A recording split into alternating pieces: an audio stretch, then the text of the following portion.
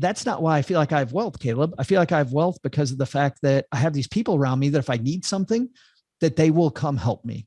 So, and so I would, sorry. So I would say thank you. That's what I do in that last conversation.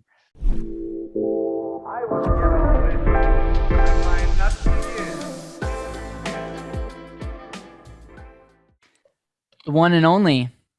Welcome to the show, man. I can't believe I'm here. So I wrote a book specifically so I could get here on this show. And now, Caleb, I'm here. So I don't need to ever write another book again because my career is over. You know how they say go out on top? This is it. So well, I'm announcing I hope my you don't retirement. Go out. I like whatever that word means. I hope that doesn't happen after this podcast. I want to paint the picture a little bit because if you know anything about the financial world, especially as it relates to podcasts, there's this show called Stacking Benjamins. And I want to get the backstory of how that came about, but it's a big deal. And I remember running into you, ironically, in the city that you're in right now, Austin, Texas. That's right. Yeah. And it was kind of surreal because, you know, you're really not that big of a deal in the grand scheme of things, but in like the fintech world, you're kind of a celebrity. Like you probably like everybody knows you at this conference. And so we chatted a little bit, didn't think much of it other than like, man, like I hope when I'm your age, I'm that cool. And then we started a friendship. I had the opportunity to come on your show, which I'm forever grateful for. And when you came out with your book that I want our whole audience to support you and buy it and review it on Amazon or wherever you want them to review it, that really helps an author. And so this is grateful. And I know that this is going to be unlike any other podcast that I do. And so the rules are out. I Don't literally set the bar high. I hope we sell some books, but the bar is not high right now. So all in all, man, how are you doing? How are you holding up? And then I want to know how you got into becoming one of the faces of the financial world as it relates to podcasting, because if you met you on the street, people wouldn't be like, oh yeah, this guy does a financial podcast. Like you don't necessarily like give the financial vibes. No, I give more of an MMA vibe. Like you think MMA because I'm pretty ripped. That's what you think. That's exactly what everyone was thinking when they're watching this. Yeah. Well, thanks, man. Thanks for all those kind words. And I'm doing well. I'm starting a 40 city book tour as we're recording this. I'm on city number 2 tonight, Austin, Texas. So 1 down, 39 to go. And we're kind of learning as we go. But you know what, Micah, there's this great phrase. There's actually 2 great phrases. I love mantras, and I know you do too. Love like just reminding yourself. You put these things on repeat every time you start to doubt yourself. And there's 2 of them. And one of them, I don't have the exact quote, but it's Michelangelo quote where he says, the problem is not setting the bar too high and not getting it, it's setting it too low and easily getting it. And so we started this city tour. We could have gone to 3 cities, 5 cities, 7 cities, but we set it at 40. And everybody questioned my sanity. And lately I've been questioning my own sanity. But I'll tell you, I love it. Like I seriously love it. I love it and hate it at the same time. But I know when I get done with it, we'll be so much stronger. And hopefully, and the big thing is, shows like yours and mine, they're meant to introduce more people to the community. I mean, our goal is really to be on the front end and introduce people. My goal is to introduce people to cool people like you, which is why I was so glad you came on the show. And if I can do that, like last night, we had so many people that don't listen to any other podcast yet, except ours. And that's awesome because, as you know, I don't want to be the last word in personal finance. I want to be the first word. Yep, and so if we can be an airport and curate good people, like that's good. So yeah, I'm holding up well. We'll see. Talk to me in like 3 or 4 days. We'll see after I finish Texas. We've got Austin tonight, Houston tomorrow. Then I fly to San Francisco for an event. I've got a 1-day break there before San Francisco, but then I go San Francisco, San Diego, and LA, 3 cities in 4 days. And then Portland the next night, Seattle the next night. Then we take a break as I fly to Miami, and then we start the East Coast. So it's incredible. Where can my listeners go to support what you're doing? And they might be listening and they might be in a city. Where can they go and get more info on that? Well, and I'll even tell you, Caleb, don't do it to support me. our goal is to get in these towns. I really want to get as many money nerds together, potential money nerds together, because we often feel like the only place we can get support is in this online community. Yep. And we don't even know how many people there are. Like so many people that were there last night, I saw meeting new people. That's fantastic. Like if you meet your neighbor and they're into the same stuff too, like we start building these little villages of people. That's a pretty powerful thing. So don't do it for me. Come out and meet other people to make your own money game stronger. But go to stackingbenjamins.com/stacked.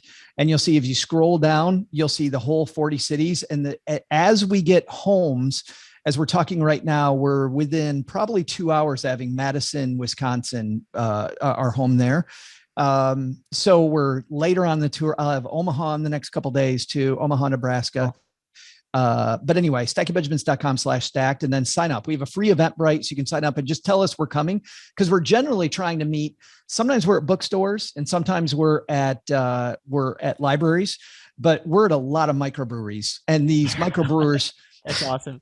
These microbrewers need to know how many people they have. So if you're coming, if you can, tell us you're coming. If you can't, that's fine. Just show up. Do you want to make it 41 stops? Because an hour and a half north of Madison, there's this city called Stevens Point. It's where I went to school, and I could line up some connections, but I could probably also convince them to drive an hour and a half to Madison. So, but just throwing that out there. We've had so many people. It's so beautiful up there. It's got to be beautiful, I would think, especially in the fall. But it's sad because even though we peeled off 40 cities, people are like, why aren't you coming to Boise? Why aren't you coming to Nashville? Why aren't you coming to Huntsville, Alabama? Like these cool towns I can't get to. And it's so frustrating. Yeah. Wow. So overall, I want to take it 10 steps back. You have a ton of energy. The passion's there. Love the community. What's the point? Because the idea for our company is intentional living. Like that becomes the metric. That is, if families and people are not able to live more intentionally, we're just doing our thing. We're making some money and we're going to die someday, and it's not really going to matter. What is your why behind this book, behind the movement, behind why you're still doing this?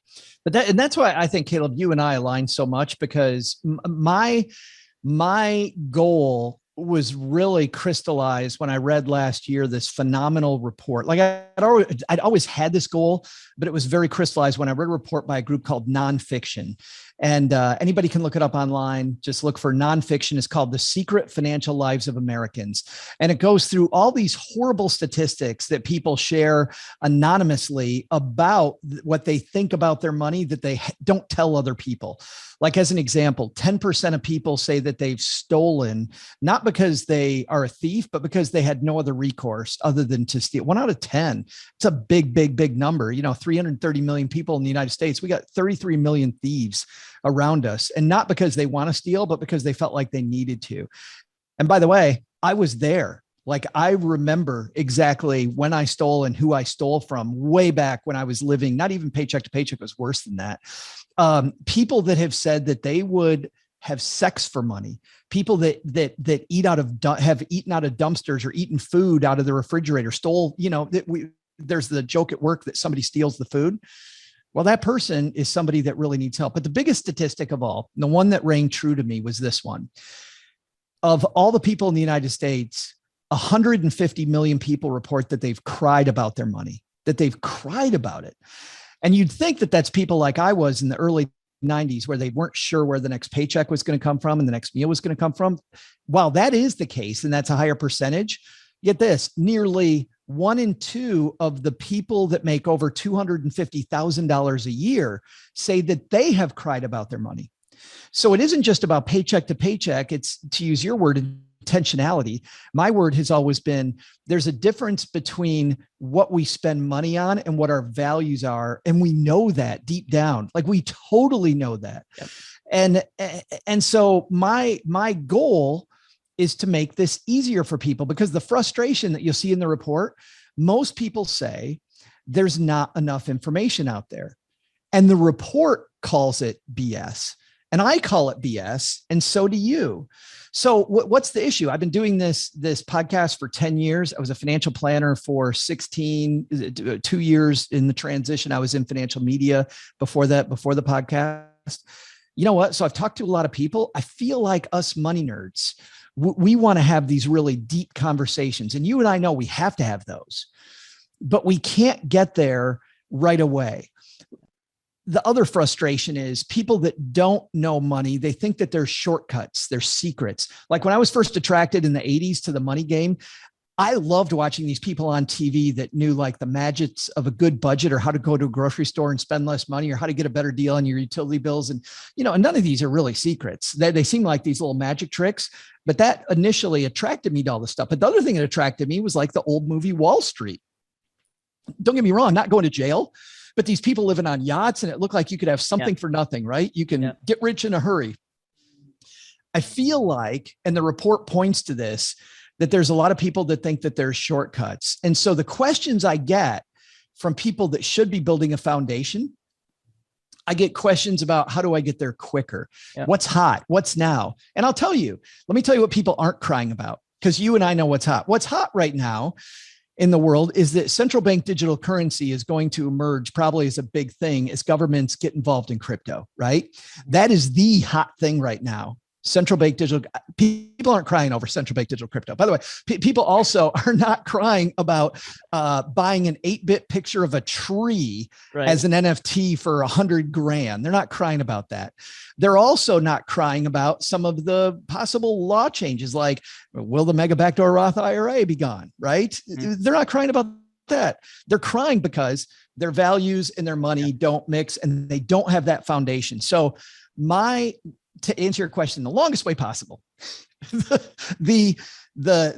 my whole reason for being is to try to show people that this is easy and it's fun, and to give you surround sound. I get one criticism all the time. People go through my podcast and my book and they look for the negative reviews. The negative reviews always are around one thing, and it's always from money nerds. The negative reviews are, I'm not worried about efficacy. They don't say that this way. I'm not worried about more hot tips per second. I'm not trying to give you these aha moments every second. I'm just trying to envelop you in surround sound with people who are fun, money topics that are fun, so that you realize the water's warm. And then later on, you'll have those big aha moments. You might not have them with me, but I'm going to lead you to them.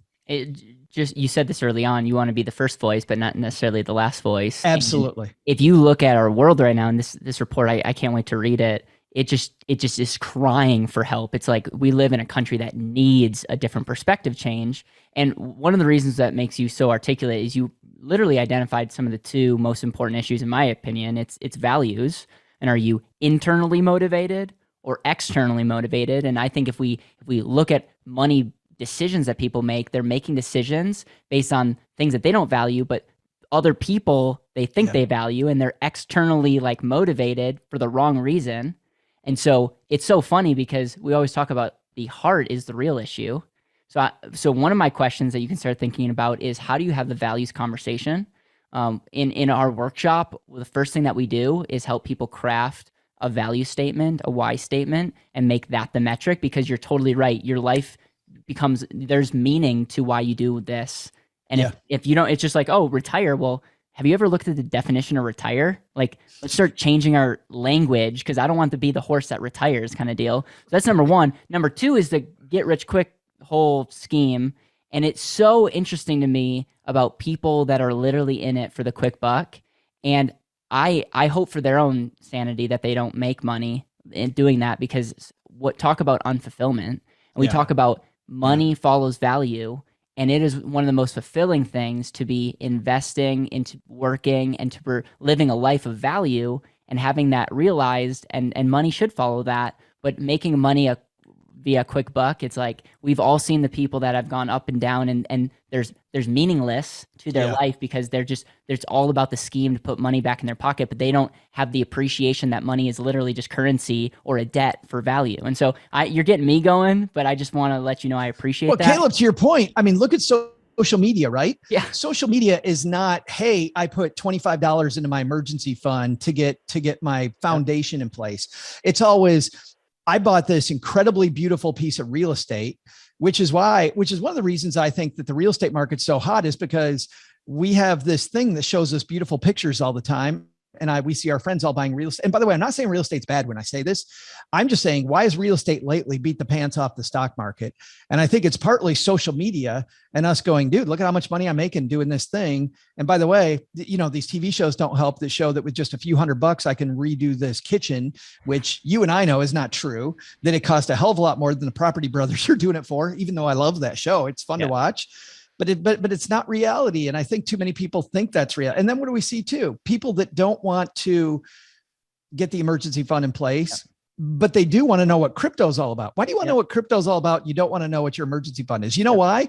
Because you think crypto's the lottery. And don't get me wrong, I'm not saying crypto's bad either. Crypto's fine. Crypto's great, but it's not the lottery. And if you treat it like that, you're in big trouble. Yeah. And bad things happen when we divorce ourselves from the value creation or the responsibility of value creation. And if we could teach fundamental, like how money works, but then tie it to a greater meaning, we would see massive change in our country. So when someone says, okay, I love that you guys are so passionate about your values, but I don't know mine. Yeah. How do you help someone with that? Because I think if you get anything out of this podcast, if you can leave with a framework of how to get that, read your book or read any other book, and you're going to have 100 times more success than trying to learn about, investing and not have that deeper reason. Well, and it's funny because I believe what I'm about to tell you will lead you to better investment decisions. Because what I realized when I was a financial planner is that having that values conversation, Caleb, to your point, is so hard. It's so flipping hard. So instead, what we do is this. A lot of people right now, we're well into the year. Like of all of your listeners, Caleb, there's probably 3 that still are working on their New Year's resolutions, right? The New Year's resolutions are long gone. And why is that? It's because I believe it's because we do all these in a vacuum. Like, I want to do this, I want to do this, I want to do this. And what happens? Real life takes over and all of a sudden they're gone. So instead, what I like is this thing that I learned when I was a financial planner called timelining your goals. And when you timeline it, the very first thing about timelining is you're making it visual. And our subconscious brain works in pictures. It doesn't work in words. Like, we have to learn words as a baby, but we're born with these pictures, right? Our eyes open and all of a sudden we see these people around us and the things around us. So because our brain thinks that way, we want to open up the subconscious mind. So what you do, just take out a regular piece of printer paper, do it landscape style. And on one side, make yourself a stick figure. And anybody, if you're married or in a relationship or planning with a partner, put yourself as stick figures and then draw a line, which is the rest of your life.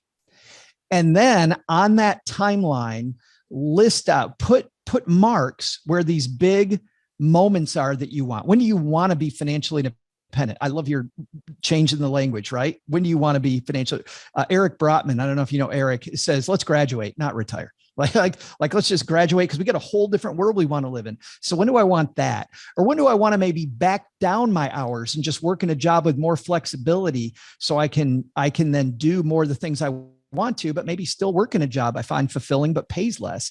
If I have kids, do I want to help them with college? If maybe I want a second home, whatever that might be, put all of those goals, whatever they are, put them on a timeline. And what happens is a few wonderful things. The first thing is that I want everybody to take those goals and do a very simple equation. This goal cost X amount of money times Y return to get the goal. And you go, well, how do I get that? Well, every single asset management website, Fidelity, Vanguard, whoever, everybody has these little calculators. Just do a simple calculation. So, and to give you an idea, let's say that to reach one of his big goals, Caleb, you need $5 per month that you've got to save, but that's a great goal. $5, and you need a 9% rate of return to get that goal. Now we can look at those numbers. So the first thing that we look at, and these are the goals individual, by the way, and I'm next going to tell you about putting the goals in relation to each other, because I think that's where we really get to the heart of your question about values. But first, what we do is we look at that $5. And let's say, Caleb, you don't have $5 a month. You only have 3. Well, I see a lot of people that talk about budgeting, but budgeting without a purpose is pain. It is just pain. Budgeting, when you know why you're doing it, is huge, because now, okay, I'm going to go ahead and eat at home instead of eating at a restaurant because of the fact that I want to save more money. And guess what? Then I find out I like cooking as well, which is what happened in my life. But that may help you. Maybe driving a less expensive car, maybe changing your cell phone plan. So you do all these things to maybe get the goal. But let's say you can't do that. Maybe the budget's tight and now we got to look at the rate of return instead. Yep. Now we look at 9%. And what I find seriously annoying, and I used to go to companies, I went to Chrysler and Microsoft and IBM and Xerox. And I've been to so many companies talking about back in the day, about their corporate benefits. Every single one of these companies, Caleb, have a risk analysis. How much risk do you think you can take? And I think this is bizarre. And it drives me crazy, because I ask people, how much money did you put into your 401k or your workplace plan? And they're like, well, I put X amount. Well, why'd you decide that? Well, that's because it's what I could afford. And then I'd say, how did you pick these funds? And they go, well, they were the ones that look good. And then I'd ask, where is that going to take you? And they have no idea. Yeah. Like 9 out of 10 people have no idea. They're like, oh, I picked it based on my budget and based on my risk tolerance, which is risk tolerance thing said. Here's a novel concept. Do the risk tolerance thing, but do it after you find out how much risk you need to take. Yeah. So if we start off with that 9%, and then we look at investments historically that have done 9%, now we can go, you and I have a conversation and say, or you do some research and you're like, oh man, 9% is pretty risky. Like stocks over long periods of time have done that, but maybe we back that down to 7 because I want to be conservative. Well, guess what we usually do? We back it down to 7 because we don't feel like we like the risk, but we never change anything else. Yeah. But these other things are going to move. So if we make it 7, I have to either save more money or I have to change the goal. Yeah. So the cool thing you can see is I now start playing with all these levers, but the real key, and this is the heart of your question, is when I have all these goals and I run all those back, now I see what all these goals cost together. And then I go, uh-oh, maybe I can't reach them all. And now we have the values conversation, because now it's all these things I care about and which one really is more important to me to hit early, which ones can I push back, or which ones can I eliminate altogether. So I believe that by timelining your goals visually and building milestones toward them, you're more likely to reach them. You're going to have a plan that makes sense. You're going to research fewer investments, because everybody's worried. We have FOMO that we're missing out on all these investments. Just research the ones that historically have gotten you to this rate of return you need. And then last, compare them against each other, and your values will rise to the top while you're doing that exercise. Well, what I love what you said is, we a lot of times have conversations in a vacuum. It's like, how much risk do you want to take? How much rate of return do you want to take? And we don't tie it to anything. Right. Like, yeah, if I didn't have a reason why I'm investing and the market goes down, I might feel a little bit different than if I have a 15-year goal and I know that this is going to happen. I'm doubling down. Like, it's just that there's so much opportunity to up our game. So I'm assuming you're writing this for the consumer, but are you hoping financial advisors can like read this and learn a thing or two? Like, what's your view on financial advisors?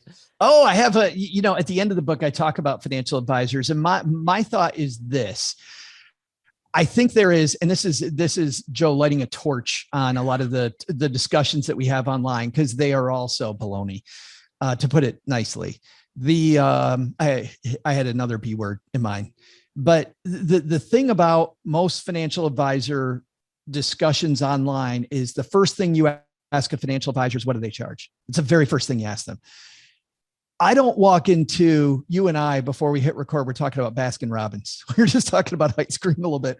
You don't walk into Baskin Robbins and go, how much does it cost? Yeah. What are they going to say? They're going to say, do you want a single cone? Do you want a double cone? Do you want a sundae? Like, the first thing I want to know is what I get, right? And by the way, with an advisor, here's what I want and here's what I don't want. And I'm not even going to talk about CFPs or anything like that. Mm-hmm. I want to surround myself with smart people. Yeah. I want to be the dumbest person in the room. And I always want to, in my life, I want to be the king. But if you're listening to this, you might want to be the king, the queen, use your analogy, whatever it is, but you want to stay in charge. You don't want to abdicate the throne, meaning your advisor should make you smarter. Yeah. So if you're in a relationship right now with an advisor where you walk in, and actually, let me give you an analogy here to show you how ridiculous this is. I'm a Detroit guy, Caleb, and I love General Motors. Okay. Not the best company of all time, but my dad worked for GM, and I've watched them over the past 30 years just continue to stay relevant and stay in the game. And it's amazing how they've turned this Rust Belt company just to stay there. And man, their technology for electric cars is right there with everybody else's. Mary Barra, the woman who's the CEO, I think has done a great job. Mary Barra does not come in twice a year to the GM office as the CEO and go, okay, car people, you guys do the car thing. And 6 months from now, you tell me how you did, which is the way most people treat their financial professional, right? Maybe. Yeah. Maybe 2 times a year might be a stretch, but yeah. Right, yeah. Right. Hey, how did I do? And then they're upset that they didn't do what? It didn't, what? Yeah. If you have that relationship with your advisor, you either need to redefine the relationship or you need to fire them, because Mary goes to all the meetings. Mary reads all the periodicals. Mary belongs to all the groups. Mary does all the stuff on her own, but then she has these smart people around her, Caleb, that she goes, hey, Caleb, I read this. What do you think? And Caleb, by the way, who's hella more smart than Mary is about his particular department, can then show me how exactly to think about that, because A, Caleb knows me, B, Caleb's the expert who's got my back, and C, we've built this relationship together that's based on him teaching me more stuff. Okay. So for me, advisor wise, I do hope advisors that hear this, that don't have a collaborative relationship, that think that they want to be the magic man or magic woman that makes everything just, hey, there's an advisor specifically in my hometown of Texarkana I'm thinking about right now, who talks a great game about being collaborative. And whenever he and I meet for foamy beverages on a Friday, he complains, and I've told him this, by the way, I'm not talking about his back. He complains about collaboration. And I'm like, your clients hire you to argue. Like, I hire my advisors to argue. I'm not just going to go, yeah, Caleb, you're the man. I'm going to go, are you sure we should do it that way? Like those people are great. So if it's not collaborative, get rid of them or redefine the relationship. Yeah. So many things that you said there. I think my eyes were open because I got into this space in a unique way. And I was like, oh, we're just glorified people to sell products. Like, welcome to the financial service space. And I'm like, okay, so it just didn't sit well. I'm like, what in the world? Like, I don't know that much about money, but I know that, like, why when you're calling me with the annuity of the month or like the investment or the mutual fund of the day, it's like I don't, there's some red flags there. And so that, but like, welcome to our space. And I think that was I think that's one thing that we can resonate with. And it's like, oh, I'm sorry, like, taking a fiduciary test is a step, but it doesn't make you all of a sudden like this golden person as it relates to your advice. So it's just one of those things where it's like, I love what you're saying, because the real issue is people, again, are divorcing themselves from actually getting results. And so they're just like, they don't really want to take responsibility. And we love playing the blame game. So it's like, oh, Joe sucks, and it's like, it's Joe's fault that I'm broke. That's right. It's not mine. Yeah. So it's just one of those things that I've observed, and it's so interesting because I didn't tee this up for you to give that answer, but like, we, for better or worse, are very non-traditional, but we will not be the quote unquote advisor and babysit your money. We'll actually say that, like, we're not money babysitters. We'll be along with you, but like, we have a fiduciary, we do investment advice, but like, we don't even want to give investment advice or anything. We want to like show you options, and everything has a pro and a con. And we actually, another conversation, we can show you our cash flow ratio model, which has nothing to do with products. It just, on a 2-line graph, shows you exactly where you are. And based on what you're saying, this is where you're going to be. And when one line is not on the green line, that means there's conversations that need to happen. Yeah. We do all that, number one, because I think compliance is going to get interesting. I think a lot of people are going to get in trouble. I think a lot of people are naive, and we want to be the company that tells you exactly, this is what you're saying, Joe. But like, I'm not going to say buy this mutual fund or buy this insurance policy or buy this annuity, because those products are not going to help you either. There's a deeper root. So anything else you want to say before we get into your book? Like, this is like the worst podcast for book sales, No, actually, what's funny? Timelining is where we start the book. Amazing. So that's great. And then later in the book, we talk about and we dig in deeper on advisors, but that's generally an overview of what you'll find in the hiring advisors chapter, which is near the end of the book. Because the book starts off very foundationally and it ends with some pretty deep stuff like efficient frontier and tax planning and hiring advisors won't bleed you dry, having a better relationship, those much deeper things. Cool. So this book is divided up into four parts. Overall, I'm assuming just like Eric's book, it's kind of like starting with the basics, and then compounding. Anything, if you had to rewrite this book, anything that you would have changed, or you like the 4-part nature of the book? I think I thought in the introduction I kind of explained where we were headed. The thing that I would make clearer is that the book is not meant to be read end to end. And to tell you how it works, I really should have told the story of how I came up with the book, because I think it illustrates how to really read this book. So I would make that clear, but that answer is I had written a book and it took me 10 years to write it. And I got done with it. I handed it to Cheryl, my spouse, and I'd say about 18 minutes later, she handed back like, this sucks. And it did. It stop, start. It was way too serious. It was not me. Yeah. It was kind of the old financial advisor, Joe. And I tried to keep that tone and it just wasn't great. So, but I knew that there were a lot of things in that. There were a lot of topics. The topics weren't bad and the ideas weren't bad, but the delivery was horrible. So I was trying to think about how to frame this stuff so it's more of an introductory model like we have on the podcast. And I was in Portland, Oregon, and there's this wonderful bookstore called Powell's, which is, have you been to Powell's? No. Oh, it's a block long. And to think about Powell's, it didn't start off as a block long. I'm guessing just because of the way that it looks on the inside. It looks like they owned a little bookstore, and as the business next to them went under, they bought out that business and blew out the wall because like the floors don't match up.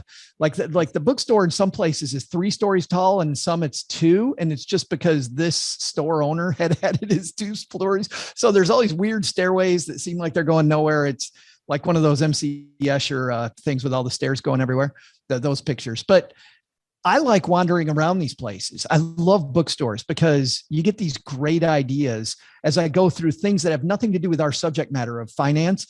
I'll go through the photography session. I'll go through the fiction areas, science fiction. I'll walk through everywhere. Well, as you can believe, because you know me a little bit, I end up at the kids section. And so I find this book that I had when I was in 4th grade called the Hardy Boys Detective Manual. Have you ever read the Hardy Boys Detective Manual? I've read 2 Hardy Boys books, and so I can relate a little bit. Yes. The Detective Manual is not a Hardy Boys story.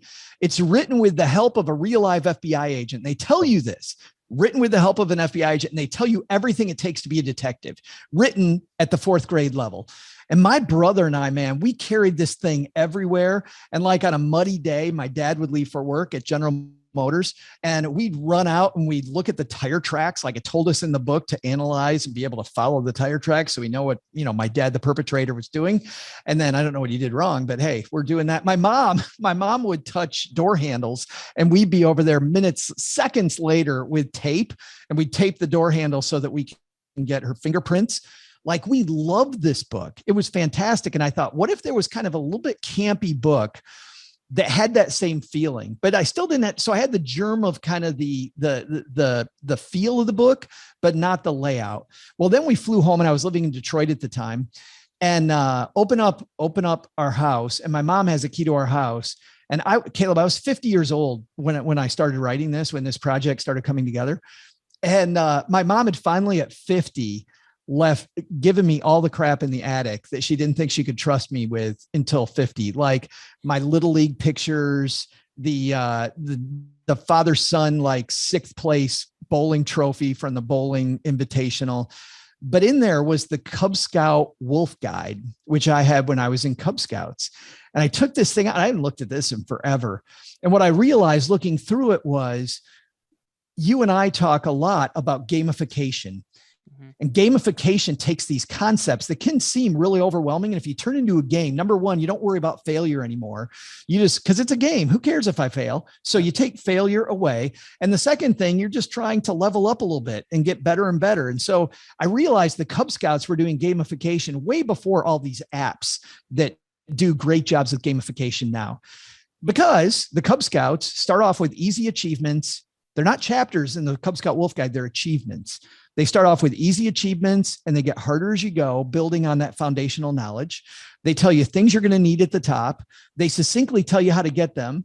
You have to check a bunch of boxes to show proficiency by actually doing it. Love that. And then there's a place for your mom to sign at the end of every chapter, at the end of it, and then you get your badge. So as people will see in the book, Stacked is laid out that way. You start every chapter with things you need. Ours might be a little BS. Our things you need might not be truthful, but we're just having fun. But then we do dive in a pretty serious, but fun, laid back conversational manner, in a competent way about what you're going to need to do to get this next level. And then at the bottom, you check the boxes to see you got it. And then we have badges at the end of every chapter that you can print off and put on your refrigerator after your mom signs it. So that's incredible. I love how you create this gamification, and it's fun, because to be honest, it's like you and I both could say, like, does the world really need another financial book? Yeah. And I love that you're putting your twist on it. We're going to go through this fast because I don't know if you have a hard stop at the hour, but I want to get I'm going to go through each part, and I would just love a 2-minute summary of like, here's some of the key things from this part. And then I want hard call to action of where our audience can get this book for themselves, for their family. And then it's a side benefit to benefit you. But awesome. It's just one of those things where you're on the show for a reason. I want to support what you're doing because I see the passion that you have in your life. And I want that to compound. And so I'm just entertaining me, dude. Part one, we talked a little bit about it. Is there anything else as it relates to stacking your first Benjamin that's like highlightable or something that should be mentioned? Yeah. Big thing is after you timeline your goals and you're looking at that budget, is remember the best budgets are around the conversations that you have. So it's not about the app. It's not about the spreadsheet. It's about the conversations you have. Cheryl and I, as a starter, and even if you're single, I would do this, set 20 minutes at the same time every week. And look at it's just 2 basic things. Look at how you spent money the week before. Look at how you're going to spend money the next week, and stop there. Your subconscious mind will take it from there, because now your subconscious mind will go. And by the way, Cheryl and I try to keep it fun. So what we do is, depending on the time of day, because we do have to move ours around because we're busy people, we tried to have it at the same time. Now we schedule the next one at the one before. We either have it with pancakes or wine, depending on the time of day. And at the 20-minute mark, stop. No matter where you're at, stop, because it's got to stay fun or you're not going to keep doing it. It's interesting. Yeah, it's interesting. That's in step 1. Yeah. We say when you track it, you control it. And that's the whole idea, is like, you don't have to fix it as long as you're self-aware. You're self-aware on a problem or an opportunity. You're going to start seeing that car over and over and over again. And the car was always there. It's just like you're having those conversations. Yep. I'm curious about your increasing income. I love that you have this in here. And I think it's one of those expanding conversations. What is the best way to increase your income? Well, there's actually 2. The first one is, studies show that your boss at work wants to give you a raise. You just haven't asked, or you haven't asked in the right way. Realize that the inflation rate now is at 7.5%. So if you haven't gotten a 7.5% raise this year, you are falling behind. You're not staying even. You are falling behind. You're getting 7.5% less money. So you need a raise right now. So ask your boss. The best tip in the book about asking your boss for a raise is this: every conversation is a cube. The second, and just by the way, Caleb, you phrase questions. You already do this. I don't know if you know the cube or not, but the cube is, there's a cube sitting between us.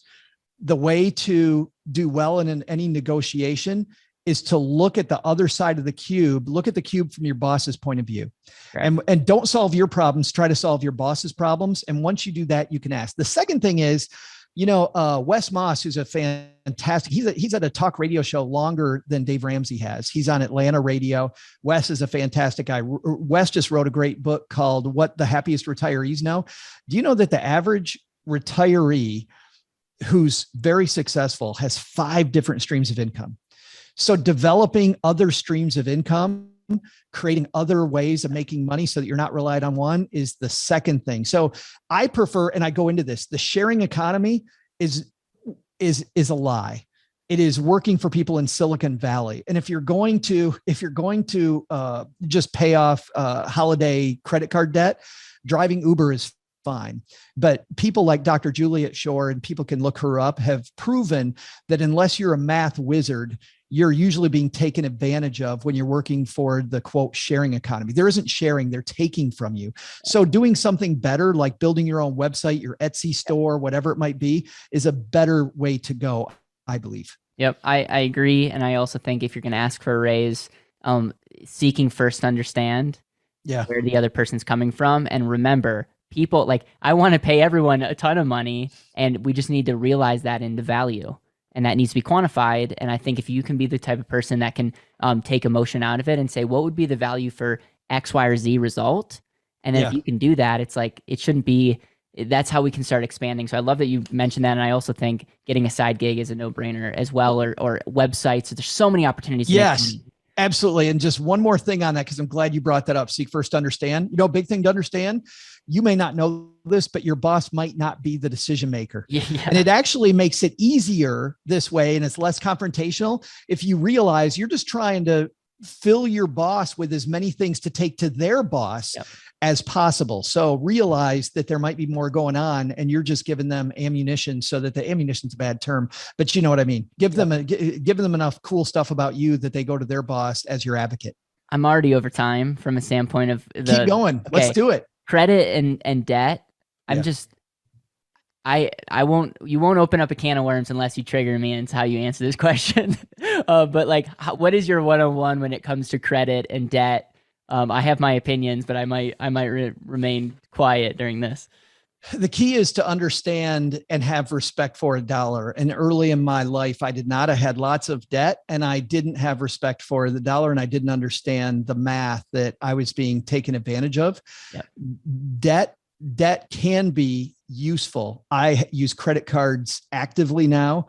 I will employ leverage now sometimes in my investments, but I would encourage you first to not dig yourself a hole. Because what I did was I dug a hole and I kept digging. So get respect for cash first.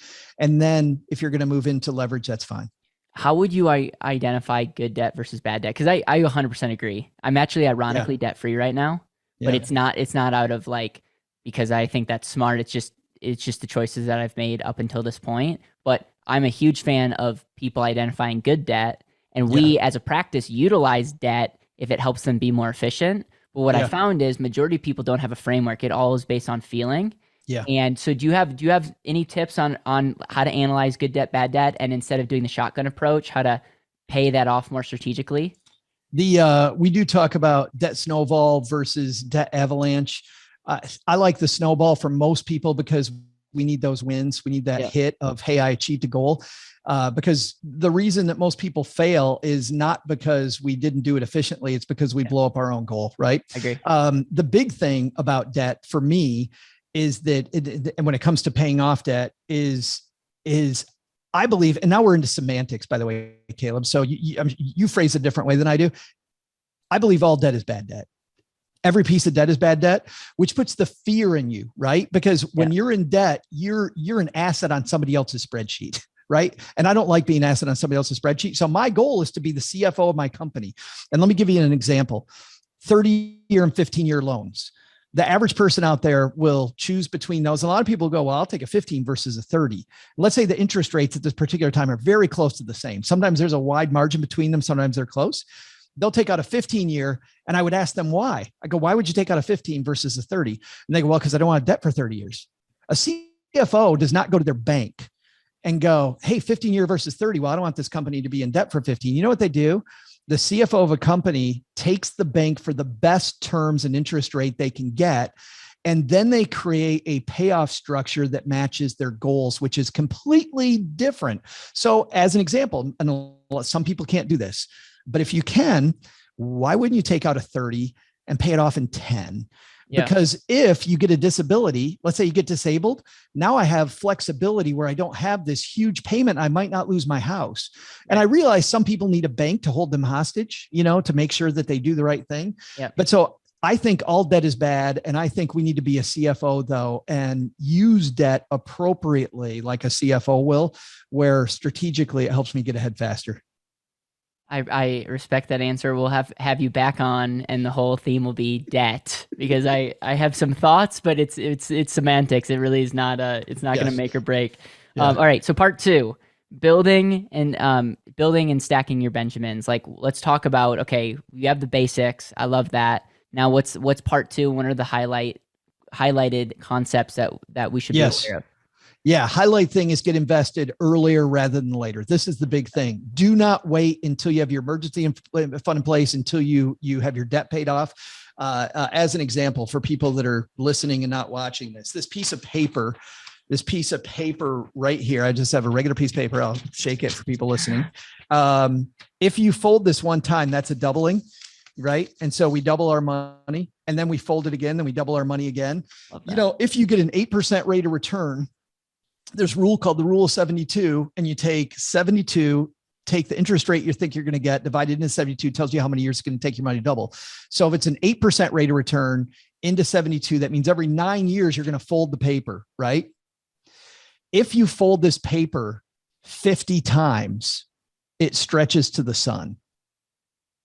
It just takes 50 folds of that one paper. So if I can find a way to double that 50 times, it will go from here to the sun. Think about how much money that is.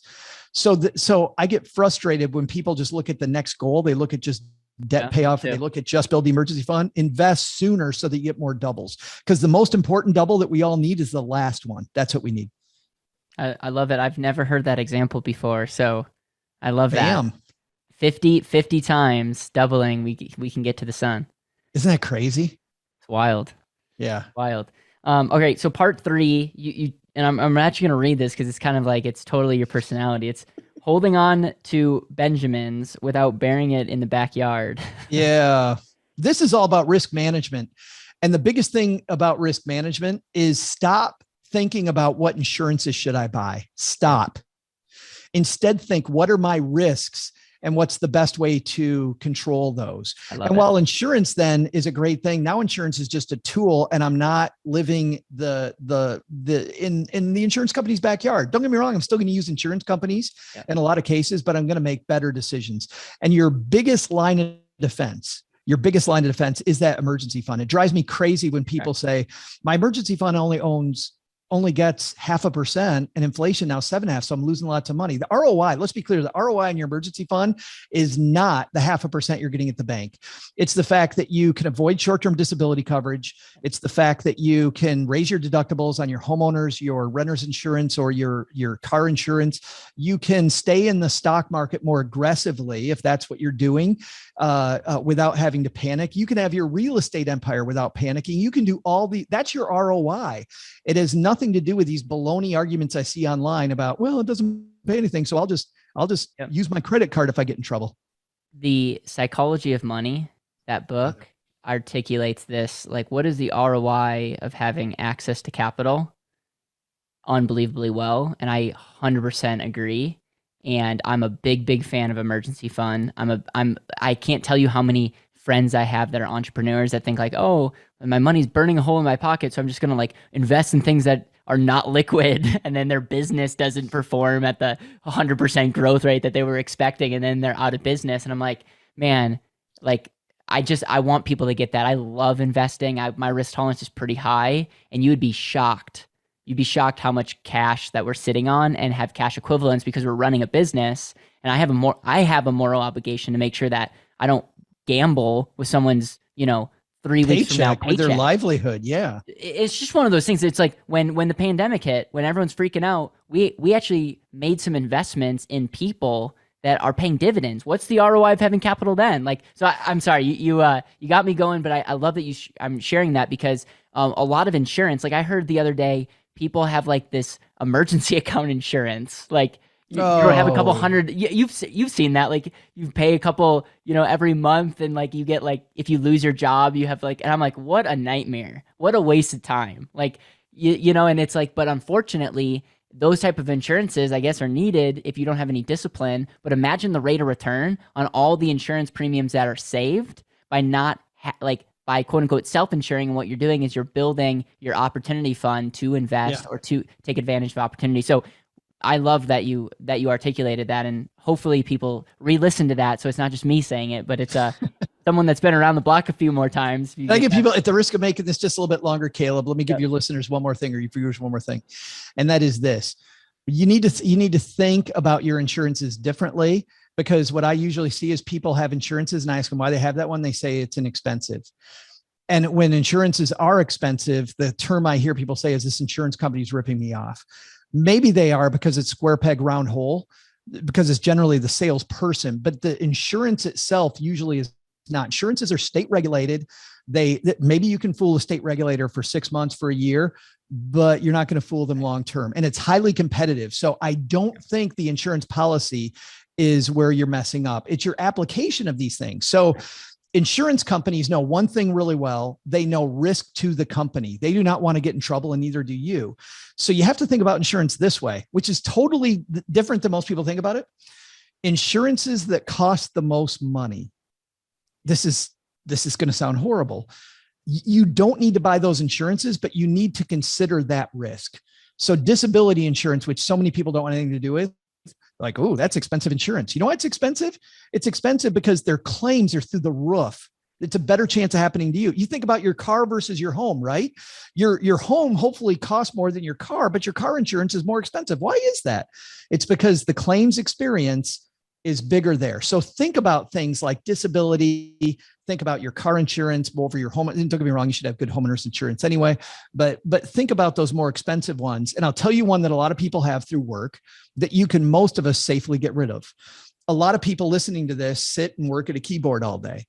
And yet on your flex benefits at work, you have accidental death and dismemberment insurance. Accidental death and dismemberment insurance is meant to provide you income if you lose a finger in heavy equipment. If my index finger pops off between the J and the K key, like there's probably something wrong there. So you can usually get rid of accidental death and dismemberment and instead get that disability coverage that you were avoiding. So sometimes by just moving your coverages around and how you do it, you might not save any money, but you'll have much better coverage for the same amount of money. And that's what we talk about in that section. So many more things that I want to say. I'm glad you touched on the DI, because it is a tough thing to have a conversation, because sometimes 2 to 3% of your income, you're insuring about 50 to 60%. It's something that you don't want to do, but statistics don't lie. So it's like, it is interesting because we give people the option, we show them, but I think there's going to be a lot of lawsuits happening because financial advisors aren't having that conversation, because it's a not a fun conversation. And yet, if I talked about it as income insurance, insuring a freshman, it would be a lot different than like, I'm not going to get disabled. So it's just interesting how things are worded. And unfortunately, if advisors are going to do the least friction to, I love our financial advisor friends, but it is kind of comical how you think we're experts and we're really just maybe one step ahead, or say we're one step ahead of you. And this is the place where you can save a lot of money, by the way. Yes, save a lot of money and have a lot more freedom of worry if you stop asking the question about insurance and start asking the question about where's my risk. Yep. Yeah. I love that. All right. Part 4, let's land the plane. And there's a lot here. So what else is, from a standpoint of like, when it comes to, the end of the book, what are some of the other key elements here? The big thing here is hiring advisors, which we already talked about that. That's a major chapter. But another one is people that are very, very smart are incredibly smart. And this is what drove me crazy when I moved from the advising world to the financial media world, Caleb, was they're having, as you know, also straddling both sides of this, they're having 2 totally different conversations, right? And financial advisors are having conversations about building an investment policy statement, which I think is really important, especially in times like with as we're recording this, all the problems in Ukraine. And don't get me wrong, the last thing we want to worry about is our money, but we still should be worried about our money, right? On top of there's definitely other things that are more important. So I want to acknowledge that. But as we're recording this, the stock market yesterday, last I looked, was down 600, it was down 600. The Dow Jones was at one point in the day. So when we see volatility and stuff, people panic. But professionals have an investment policy statement, which means they build a machine about how they're going to react to things, and they stop reacting based on the news cycle, which is designed to make you panic so that you read more or watch more. So stop that. The second thing is that people that are super smart stop at one fund. And this isn't going to be your whole audience. And maybe I'm only talking to the nerds now, but there's a lot of nerds out there that go, well, you know what? I'm going to buy the total stock market index and that's it. I'm just going to buy this one fund called VTSAX and I'm going to stop. And by the way, that's a fine place to start. It's great. But at some point, there's this thing that we go into late in the book called the efficient frontier. And I'm not a fan of that name. I'm not a fan of the fact that we use some of these big terms for stuff that isn't that hard to get and isn't that hard to do. But there's historically, your assets could be positioned so that they take the least risk with the highest return based on, and this is Nobel Prize stuff. This is Dr. Harry Markowitz did this, won a Nobel Prize for this. And so many people have followed this advice. And it frustrates me when somebody who makes sure that they save every penny, that they do all of this highly analytical stuff, when it comes to their investment, they go, I'm just going to buy the total stock market index and I'm going to stop there. When the efficient frontier is so easy, and people will avoid fees. And yet they'll give away tons and tons and tons of money by having it positioned inefficiently. Yeah. So just, even if you don't buy the book, look up the efficient frontier and start to learn about that. Cause I hate the name. It's so much easier than that, Caleb, as you know. It's not the theory that you came up with in your mom's basement. No, like man, like this is okay. Yeah, no, I 100% agree with that. I think fees, people are triggered, and rightfully so. But at the end of the day, you should be asking, what is the end result? I'll pay you a 5% fee if you can give me X, Y, or Z result. And not that I'm endorsing a 5% fee. I'm saying, like, let's be more critical thinker. Let's not think that value comes from the lowest fee. And if you're just going to invest in the S&P, don't pay someone 2% to do that. Like, it's just one of those things where I love how you articulated that for sure. My co-host says it really well. He's like, in your fights, there's lots of dragons to fight. Yep. The financial media talks about fees as number one, and it's an important dragon, but it's probably 3 or 4. Yep. He says this better than I do. He's like, I've never met somebody, he's been a financial planner for over 20 years. He's like, I've never met somebody who during retirement goes, I would have retired earlier if I would have paid 0.5% less in fees. Yep. Later on, I didn't save early enough. I didn't save enough money. That's why you don't retire. So solve those things first. So how can people get the book? And yes, and I know and I want you to replug how people can be a part of the tour, because we're gonna air this as soon as possible, just so that we get the most exposure. Cool. Thanks, man. Tour. Yeah. StackingBenjamins.com/stack shows you all the different places. Obviously, you can get it on the big boys like Amazon and Barnes & Noble, and they are fine people. Barnes & Noble's partnering with us in some cities. We'll be at Barnes & Noble's in Columbus, probably Manhattan. We're hopefully firming that up today or tomorrow, but we're at a few Barnes & Nobles around the country. But generally, at the risk of peeving Barnes & Noble, I really like the little community bookstores, like where I started this place like Powell's. And because these places are great places for creators to get inspiration. So if you can buy from your local bookstore, even though it might cost a couple dollars more, I would do that over Amazon all day long. And you know what? If you're listening to this and you're just starting your journey and you're listening to Caleb, number one, congrats. That's amazing. Number two, don't buy my book. Go to the library and get it, or use your library system to listen to the Audible. You won't be able to dog ear it like my brother and I did our Hardy Boys Detective Manual. But here's what you do. Read the first section on stacking your first Benjamins, then use part of that Benjamin to then buy the book. And then you can start Xing it out and cutting out your badges and doing all the fun stuff later. I love it, man. I love it. Do you mind if I ask you one more question? Yes. I'm going to ask it anyways. If this is your last day on earth and you're with the people that you love the most, and you can't give them your book, you can't give them your podcast, you can't give them any of that, you just have one last conversation, what is that conversation going to consist of?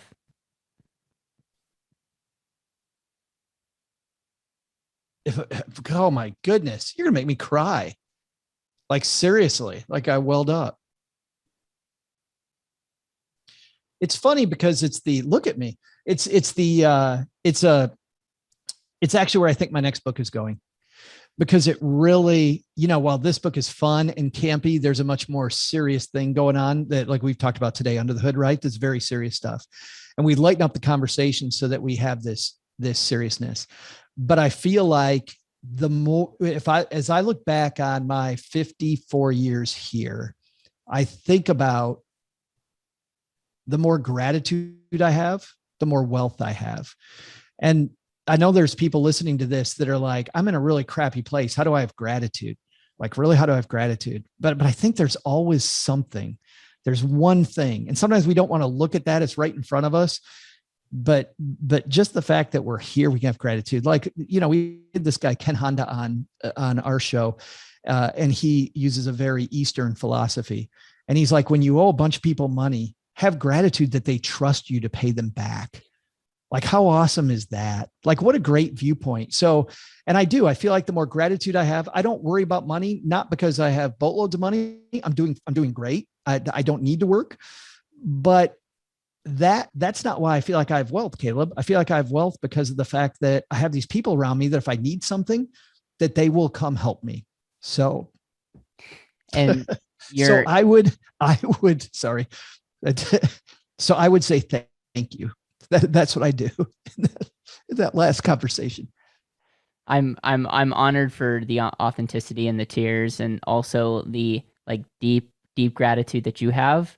It's very, very clear that you are extremely abundant, and it's a breath of fresh air, because you look at other people, and instead of saying, oh, they're going to take away from what I'm building, you're like, hey, how can I give of myself so that you can use me as a stepping stool?